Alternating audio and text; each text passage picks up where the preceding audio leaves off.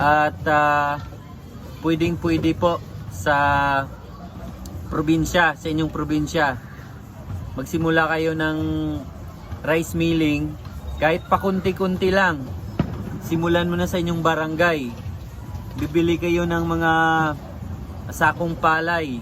Bibili nyo sa mga local farmers natin para makatulong na rin po kayo sa mga local farmers natin. Is masusuportahan natin sila sa pamamagitan ng pagbili ng kanilang mga palay. Bakit kailangan pa nating bumili ng mga imported na bigas? Pwede naman, actually wala naman pong shortage dito sa Pilipinas eh. Actually, yun nga yung pinag-iisipan ko, bakit tumataas yung presyo ng bigas. Wala naman pala, sabi ng